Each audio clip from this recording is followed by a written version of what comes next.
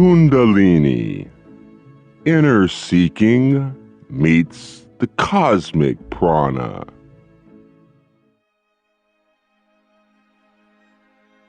Part 3. The Serpent, Metaphor and Caution.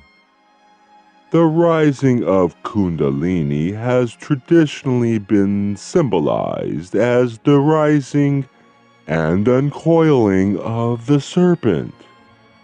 According to Ra, the metaphor of the coiled serpent being called upwards is vastly appropriate for the seeker's consideration because this is what the seeker is attempting.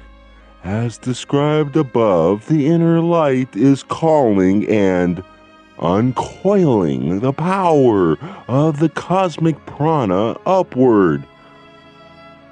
But here is where we enter into a very, very important cautionary note to this work of raising the Kundalini or drawing the serpent upward. As an entity grows more polarized, this locus will move upwards. This phenomenon has been called by your peoples the Kundalini.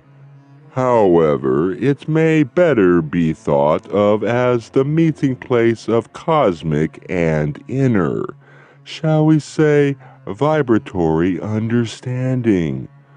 To attempt to raise the locus of this meeting without realizing the metaphysical principles of magnetism upon which this depends is to invite great imbalance. Using the Confederation philosophy, there are three basic ways I have interpreted this statement. Metaphysical principles of magnetism and balance. 1. The law of confusion, or free will, is utterly paramount in the workings of the infinite creation. That which is intended has as much intensity of attraction to the polar opposite as the intensity of the intention or desire. Thus, those whose desires are shallow or transitory experience only ephemeral configurations of what might be called the magical circumstance. There is a turning point, a fulcrum which swings as a mind-body-spirit complex tunes its will to service. If this will and desire is for service to others, the corresponding polarity will be activated.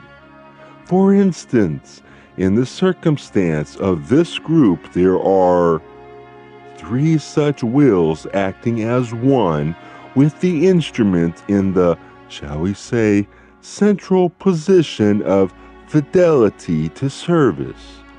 This is as it must be for the balance of the working and the continuance of the contact.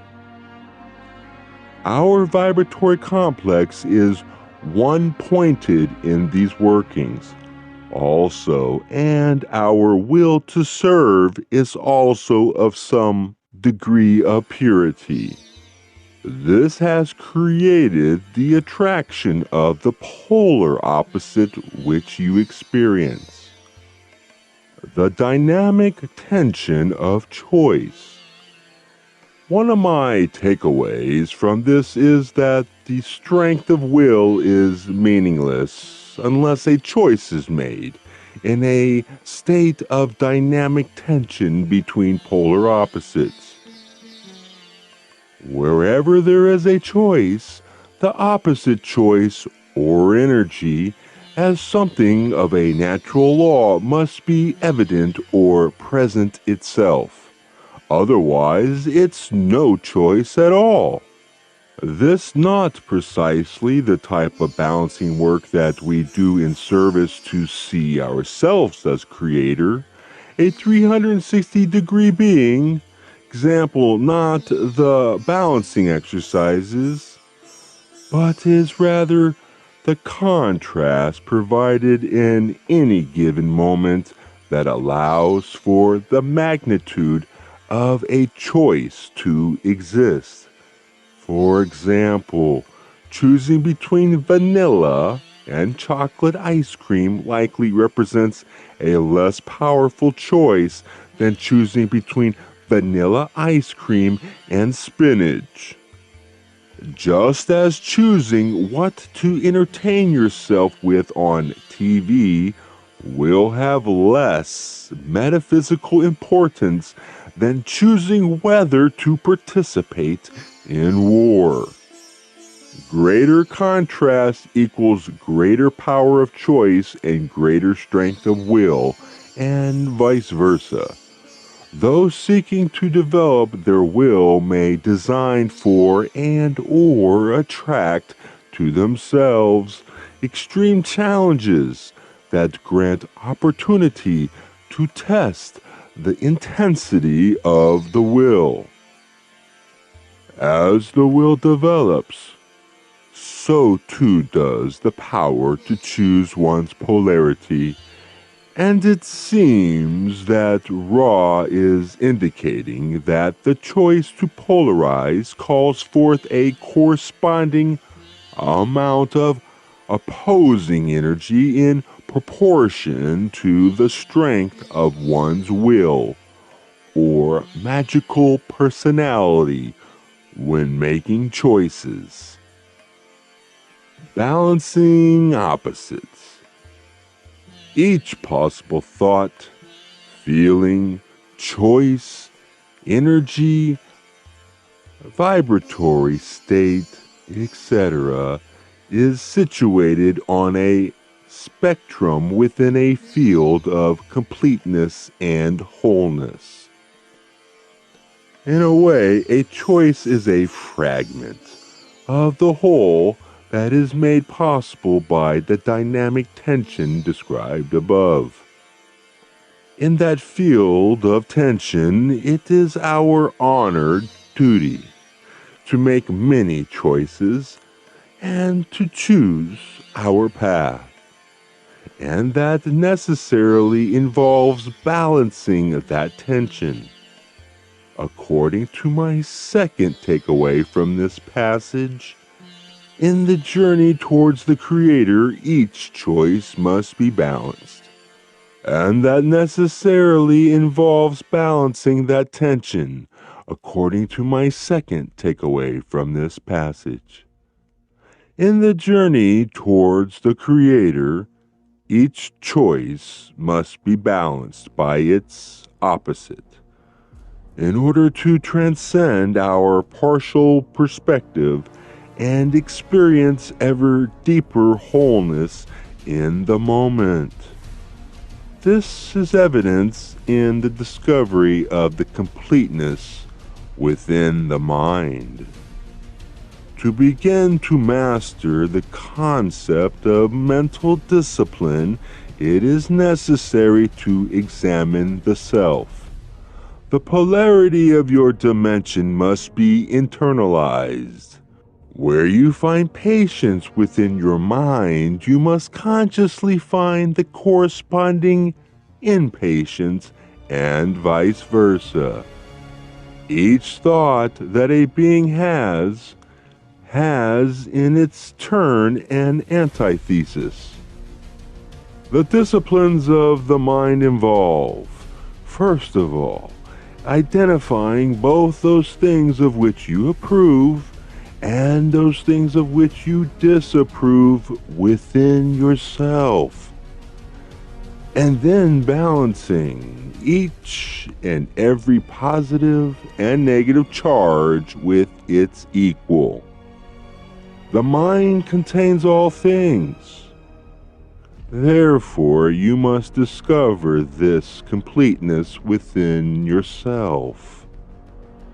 Whether we consciously seek that balance by performing balancing exercises, or the universe seems to deliver to us balancing opportunities, such as in the case Ra describes above. Any movement in one direction will need to be balanced with its opposite for the movement to continue. That balance includes first seeing and then unconditionally loving that path, or person, or thing that is opposite. That is not chosen. And that seeing and that unchosen is viewed as part of the totality of self. Loved and accepted, but not chosen. One potential way of elaborating on this principle is to say that any seeker of the light requires the facing, accepting, loving, integrating, and balancing the darkness within the self, within others, and within the creation. Metaphysical principles of magnetism and balance. 2. Your facility of will is that which is powerful within you as co-creator. You cannot ascribe to this facility too much importance. Thus, it must be carefully used and directed in service to others for those upon the positively oriented path. There is great danger in the use of the will as the personality becomes stronger, for it may be used even subconsciously in ways reducing the polarity of the entity. In the awakening and rising of the coiled serpent, one is learning to strengthen, empower, and exercise their facility of will. In the awakening and rising of the coiled serpent, one is learning to strengthen, empower, and exercise their facility of will. In this process, more power or higher voltage energy is coming into the system. This strengthened will and higher energy is helpful for the great work, but this energy may also be hijacked, so to speak, by blockages and imbalances unattended to in the energy system. Thus, a repressed, unresolved, or unhealed blockage may grab hold of the will and wield it, as it were, according to the logic of that blockage. This may potentially lead to disintegration. This is said quite well in another way by the Buddhist teacher Kin McLeod. Finally, there is one pitfall in meditation practice that you must avoid. Meditation practice raises the level of energy in your system in the form of active attention. The higher level of energy inevitably brings you into contact with reactive emotional patterns. If you now become selective and repress emotions, pushing them out of attention, two things happen. The higher level of energy in your system flows into the reactive pattern, making that stronger. Both the reactive patterns of the emotion and the repression are reinforced. You end up splitting in two. one part of you is capable of attention and response. The other part becomes increasingly rigid and inflexible. It takes over unpredictably whenever the repressed emotion is triggered by events or situations. Typically, a person becomes more arrogant, self-indulgent, obsessed with power, money, sex, security, or other fixations, and acts in ways to control or amass the object of obsession. Long-term practitioners and teachers who protect areas of their lives from their practice frequently run into this problem with unfortunate and sometimes tragic results.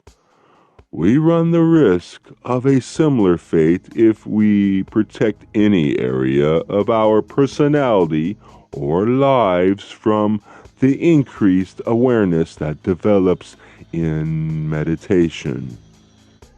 To protect against this problem, always have at least one person, a teacher, colleague, or friend with whom you discuss all aspects of your practice and your life. The person needs to be someone you trust and to whom you will listen, regardless of the state of mind you are in or what he or she says. The only way to be sure that you will not protect an area of your habituated personality from the effects of practice is to have such a person in your life. Part of the work of keeping the will focused upon polarizing and seeking is simply the act of keeping the attention upon polarizing and seeking. That is, the self must consciously direct the will towards answering the highest questions of love, service, and seeking. How may I give or receive love in this situation? How may I serve the other self or other selves? How may I work towards harmony, understanding, support? How may I honestly and vulnerably recognize myself? How may I give praise and thanksgiving? If the conscious mind is not directing the questions, then other, less light-filled areas of the personality will be happy to take the reins. Metaphysical principles of magnetism and balance. 3. There is a correlation between the energy field of an entity of your nature and of planetary bodies, for all material is constructed by means of the dynamic tension of the magnetic field. The lines of force in both cases may be seen to be much like the interweaving spirals of the braided hair. Thus positive and negative wind and interweave, forming geometric relationships in the energy fields of both persons, as you would call a mind-body-spirit complex, and planets. There are two, as Ross said, sensible methods for the awakening and rising of Kundalini. There is the work at the north end of the spectrum, which is, in short, the contemplation of the Creator and the Self as the Creator. But the seeker is not simply seeking transcendence or escape from the realities of the lived life. On the other end of the spectrum, then there is the work of the South Pole, the digging into and finding the Creator immanent in the grit of one's daily life experience, relationships, family, job, sexuality, bodily health, emotional well-being, personal identity, etc. But the seeker is not limiting the perspective to just these outer roles and identities. These are all energies of self, and in reaching upward, the lower end needs to be accepted, balanced, and integrated into the self. Ra speaks to the failure to do so. We see the so-called insanity, which may often arise when an entity attempts to polarize more quickly than experience may be integrated. We have advised and suggested caution and patience in previous communications, and do so again, using this example of the over-hasty opening of polarization without due attention to the synthesized and integrated mind-body-spirit complex. To know yourself is to have the foundation upon firm ground. Qo has spoken to the integration of North and South Pole energies well. The principles of magnetism have to do with polarity. The strength of a polarized field is that strength which appreciates both the positive and the negative poles of the magnet, so that it is understood that there is virtue and value in both that South Pole and that North Pole. Oftentimes, entities who are thirsty and hungry for spiritual meat simply keep attempting to move higher and higher within the energy body, upwards into the realms of higher communication, high wisdom, high faith, and so forth, without giving an equal amount of attention to that energy which is coming through the energy body from the South Pole, from the Earth itself. The group known as Ra was suggesting that as one seeks to open the higher chakras, it is equally necessary to continue to give full honor, respect, and attention to the health and the vibrancy of the lower chakras as well, and to appreciate and honor that energy which has come from the one infinite creator, to the sun, into the womb of the earth, and then from the earth up through the feet and the base of the chakra system. At the base of the spine is infinite supply. There needs to be a continuing and equal appreciation of this energy and all that it suggests of morality and limitation.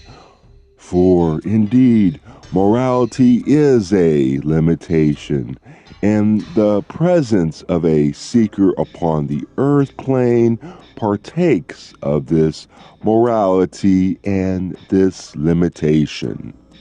It makes a much sweeter thing of being alive and aware to realize one's limited tenure within the earth plane, instead of scorning things of the earth because they are illusionary. Then, the one known as Ra is suggesting that one embrace and enjoy and take part in the things that are fleeting, relishing and celebrating the energies of each chakra.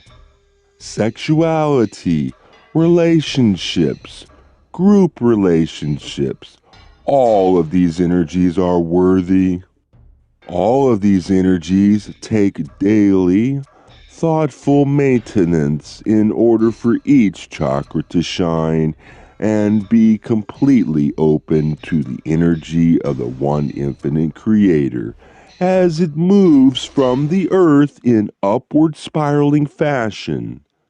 Only when this motion upwards is fully seated and working well can the seeker then call through the gateway of intelligent infinity for that inspiration which comes from the infinite and invisible world of time-space.